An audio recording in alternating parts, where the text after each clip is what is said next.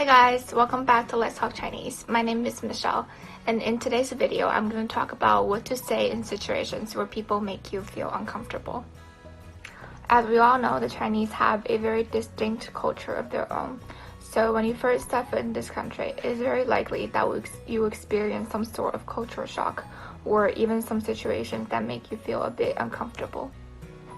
For example, some Chinese people like to take pictures of foreigners without asking.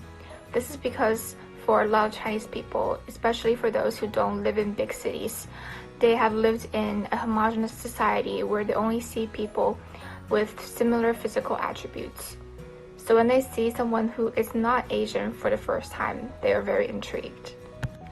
With that said, you won't have this problem, or at least not as much, if you live in a city like Shanghai or Beijing that are very tourist populated. And when you do encounter these situations, just bear in mind that these people, they mean well and they're just very curious and they want to show these pictures to their families or friends. Also, when you come to China for the first time, you might be also surprised by the very blunt way Chinese people speak to each other or to you as a foreigner.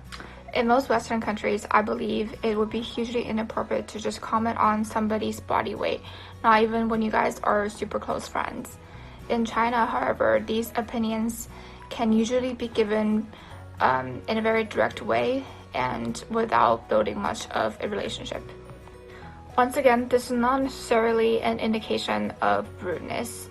To most Chinese people, stating what is obvious to them, it's just simply a form of conversational rhetoric. Now lastly, as the world has their own different stereotypes of what Chinese people are like in their minds, the Chinese people also have their stereotypes towards foreigners that may impact your relationship with Chinese people. For example, many in China believe that all foreigners are super wealthy. And if you happen to be an American, you'll probably be asked questions such as, do you own a gun or do you eat a lot of hamburgers? So just keep this in mind when you plan your stay in China, and just remember that these questions aren't personal. And just because these people might not act as the way you act doesn't mean it's wrong, and it's really just a matter of cultural differences. So now moving on to the second part of this video, I want to teach you guys some useful sentences to say in situations that makes you feel uncomfortable. It is still important to stand up and voice your opinion. Now, as I mentioned earlier, you may encounter situations where people take pictures of you without asking. Let's say on the subway or on the street, and if you're okay with your pictures being taken, but you just really want the other person to have your permission first, you can say, can you please ask me before taking a picture? 可以先问我再拍照吗？可以先问我再拍照吗？可以先问我再拍照吗？ And if you don't want your picture to be taken whatsoever, you can say, can you not take a picture of me, please? 可以不要拍我的照片吗？可以不要拍我的照片吗？可以不要拍我的照片吗？ And in situations where the other person is being a bit forceful or aggressive with the video, you can say in a more serious tone, don't take pictures of me. 别拍我的照片，别拍我的照片，别拍我的照片。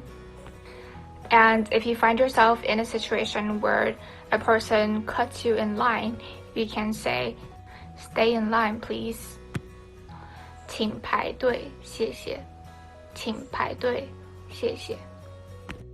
So the thank you at the end was really optional. This is just something I would add for myself during a situation like that, because I'm just a person that's extremely non-confrontational, so I wanted to be kind of show my politeness at first. Moreover, if you find yourself in a situation where someone else touches your hair or grab you without asking, even though myself, I want to believe that these situations don't happen anymore in China, if you do find yourself in a situation like that, remember to say, please don't touch me. 请不要碰我，请不要碰我，请不要碰我。Now we have come to the end of this video. I hope it has been useful for you guys who are living in China at the moment, or the people who has been baffled by certain behaviors of Chinese tourists in the past. And now if you find yourself in any of these situations, you will now hopefully know how to say your responses and how to kind of navigate yourself